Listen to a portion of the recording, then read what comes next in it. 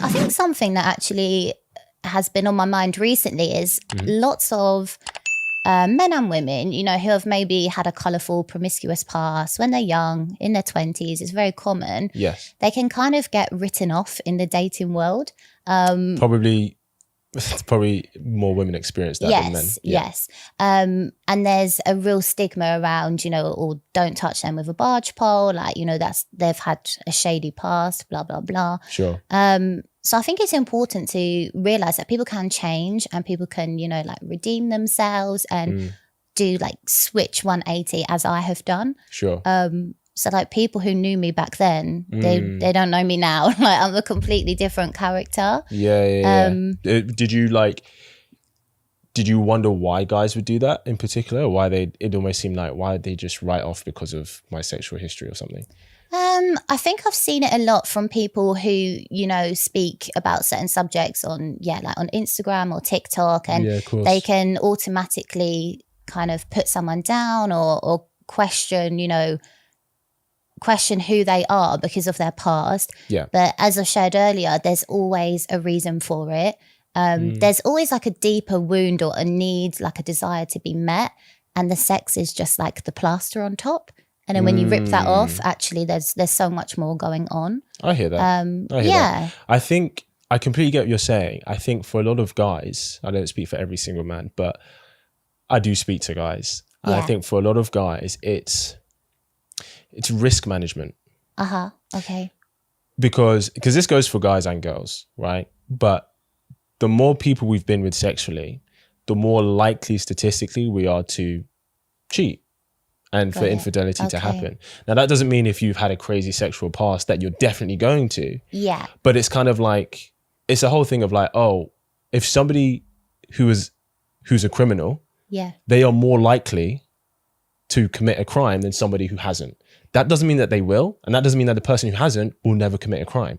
Sure. But for guys, it's like a risk management thing. Okay. And they think, okay, and the reason they're like, oh, if she's had a crazy past, I might stay away from her, because sexual fidelity to men is so important.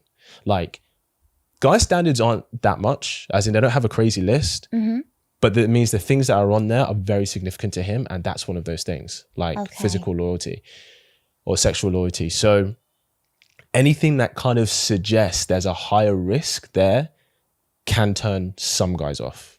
That's where that comes from. Okay. Do you see what I'm saying? Yeah, that makes perfect sense. Because I think the equivalent for a woman is like, if you meet a guy and you're dating and get to know him, and then you find out that he's been with men before. Right, okay. You're like, oh, what does that say about the security of the relationship moving forward? Because it's not just women now. What if he starts liking guys again, or he meets a guy? Now I have to worry about guys as well as girls. Yeah. Do you know what I mean? Yeah, that's a fair comment. Yeah. So it's like that. And that doesn't mean that necessarily a guy is definitely going to cheat on you with another guy. But men and women, we both care about security, but we go about getting that security in different ways. Yeah. Do you see what I'm saying? Yeah, that makes perfect sense. I think it all goes down to trust, doesn't it? Again, and like how, I suppose, like how far are you willing to go? You know, if you really like someone and then, as you say, they kind of drop this truth bomb on you or say, oh, hey, by the way, this used to occur. This used to go down. Yeah. It could definitely cause a rift or, you know, make them question, is this worth continuing with? Yeah. So yeah, I definitely see both sides, but I think it all goes back to being open and honest, like open, honest communication, you know, because there will be girls out there, and there are girls out there, I was one of them, who was, you know, a prolific dater, like sleeping around, X, Y, and Z, who were actually desperate to be in a committed, loving relationship.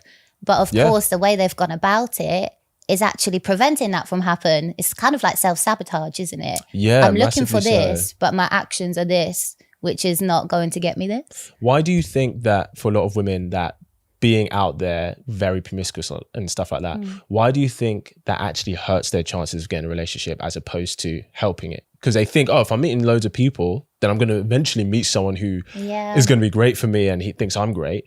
But kind of like we said, it tends to hinder more than help. Yeah. So why do you think it hinders? I think so. This is something I've learned more about, like in the last few years, like energy and attraction. So, for example, if you're going into a day and you might be thinking, oh, I'm doing everything right. I look really nice. I'm being polite. I'm willing to, listen to this man's views. Okay, that's all fine. But if you're going in there, whether you're aware of it or not, and projecting this energy of like, I'm ready, I'm available, I want a bit of fun, I'm not looking for anything serious, he's going to then pick up on that energy. So sometimes we're not even aware we're doing it. But it's so true. Like, I remember when I used to go out, I would look a certain way, I'd dress a certain way, all really to enhance the experience of, I want him to find me attractive. That's number one priority. Not, I want him to respect me. I want him to want to get to know me. It was that I need to look this way. I want to be appealing. Yes. So when you have that intent, you're kind of putting that out there in the universe. Yeah. Whereas if a woman is more, say, reserved in the sense of, dress, how she presents herself, whether it's, having clear boundaries, whether it's not sharing too much on a first date. So true. Things like that, the energy is going to be reciprocated. Yeah. Or if she does go on a date and the guy's just looking for a bit of fun, he's going to naturally know, nah, this woman has respect for herself. There's no way she's coming back home with me tonight. 100%. And it's funny because it's actually a really good way to filter the guys who just are looking for fun. Yeah. Because I think, and tell me if you ever experienced this when you kind of evolved into a different mindset for yourself. But I've had women that I've worked with where they were like, oh, I went on a date with a guy and we went on 2 dates and stuff and he was talking to me all the time and things were going really, really great. And then after the second date, I just didn't hear from him again. But it seemed like everything was going really good. And I'm like, okay, well, I asked certain more questions and stuff. Yeah. And it's like, the first thing I always ask is like, have you slept with him? How physical have you been with him? Do you know what I mean? And if they're like, oh, like we've not slept together, like we kissed on the second date, but that was it. And I was like, okay. And it's very likely that when that scenario occurs, it's because a guy's looking for some fun. Yeah. And then you present yourself to be like, no, I'm a woman who's worth taking seriously. And he goes, okay, well, I'm not going to waste her time because she's not looking for that. Do you know what I mean? Yeah. So it's actually a really good way to filter guys who are just looking for fun, because the girl who maybe look for something serious, and if she is just kind of sleep with him straight away and everything, he could string that along because he's kind of getting what he wants until she's like, hey, what's going on? And it's like 6 months down the line, he's like, oh yeah, this was never serious for me. And she's like, what? Yeah, absolutely. Yeah. So how do you think, this is probably controversial, so do you think how we dress does have an impact into how people see us and how we get treated in dating? Yeah, absolutely. Because as humans, we evaluate and we make snapshot judgments. That's how we make sense of like our environment. Yeah. We're all guilty of it. If someone says, no, I don't, we do. We all do it. Yeah. It's whether we're aware of it or not, You might, in any instance, not just in the dating field, you might make a snapshot judgment on someone. In your head, you're saying, oh, this and that. But if you're able to kind of pause and go, oh shit, I've just made a horrible judgment about that person, I don't know them at all. It's different if you have that self-reflection and awareness. But of course, going back to kind of dating, if I was to wear a really short skimpy skirt, have like legs and boobs on show, have this confidence or aura about me, that's going to translate, particularly in a man's eyes, as, oh right, she's game, like she's up for it. Yeah. And although some women will dispute that and say, oh, you should be able to wear what you want. Yeah, you should, absolutely, you should be able to wear what you want. Yeah. But it does have an impact. Yeah. The same as if you're going for a job interview. What does everyone do? They try to get a new suit, a new skirt. They want to look presentable. They want to look the part, don't they? Yeah. To give off this image of, pick me, like I'm successful, I'm good at this role. Yeah, of course. I mean, at the end of the day, the energy you put out is the energy that will come back to you. Yeah. Do you know what I mean? And if you're finding that the energy that's coming back to you isn't the one that you want, then even just by elimination, you should definitely at least try putting something different out to see if you get a different result. Even if you disagree, if you say like, because a lot of women would say, well, how I dress shouldn't matter to how a guy would initially approach me or treat me. I'm like, it shouldn't, but it does. Yeah, it shouldn't, at the end of the day, but it does. It exactly. does. Do you know what I mean? Because we as human beings, because the way we've evolved, and this isn't just about dating, but also with danger and everything like that, we are constantly subconsciously looking for cues to assess the world that we live in. Yeah.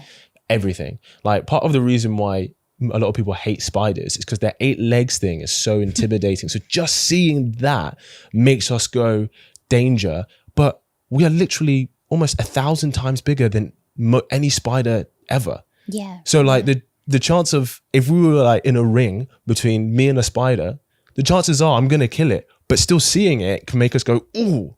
Do you know what I mean? Yes, because of how we've absolutely. evolved. So we're constantly looking for cues to assess the world and the environments and the creatures and people that we're in. So yeah, if, you know, same with a girl. If you see a guy and stuff, and I know girls look at a guy's shoes a lot of the time. Yeah. If you see a guy who's dressed and you look at his shoes and they're whack, got holes in them, you're going to make whether you realize it or not, you make a subconscious assessment about him.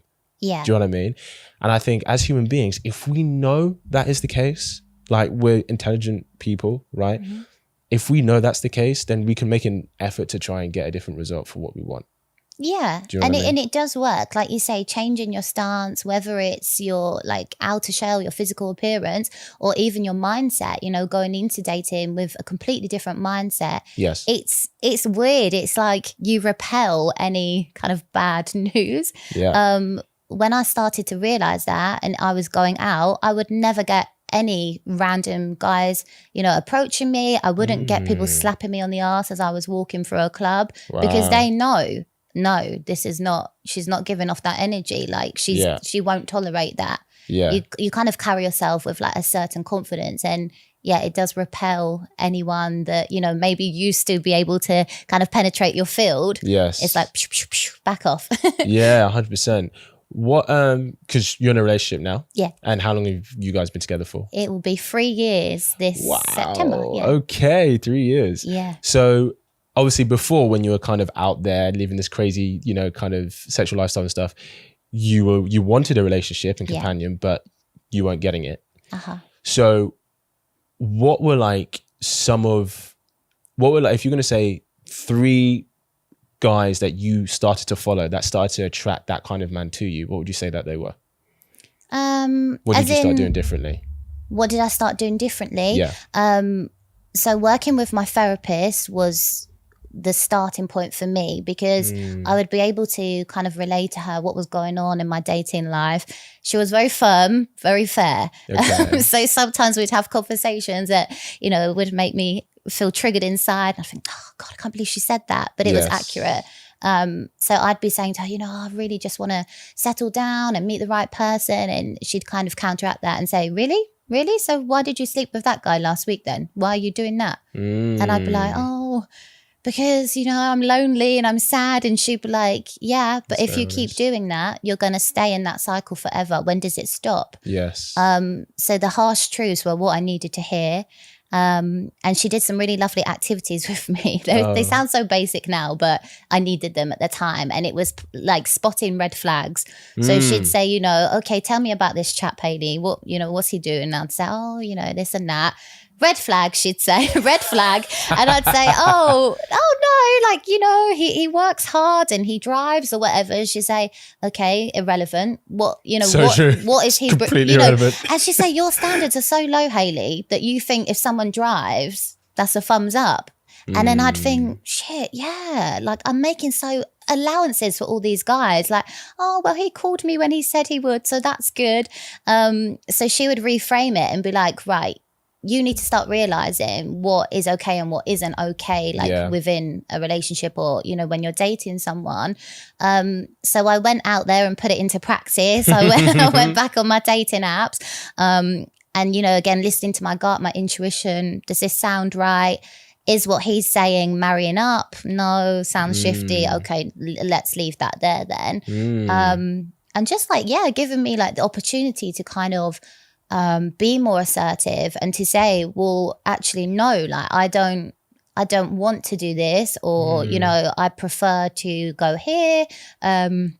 So that was really helpful to be able to have like cues from my therapist, to put it into practice as well. I was very nervous, like kind of going back into the dating arena, if you like, because previously it would all be the same kind of story, you know, meet him, sleep with him, oh, heartbreak, he's gone, he doesn't like me anymore, let's find someone else to fill that void. Hope you really enjoyed that clip. If you want to watch the full episode where that clip is from, then I want you to click right here where you can watch the full episode. And if you're ready to claim your man today, enroll in my program below, and I'll see you there. Wishing you an amazing day.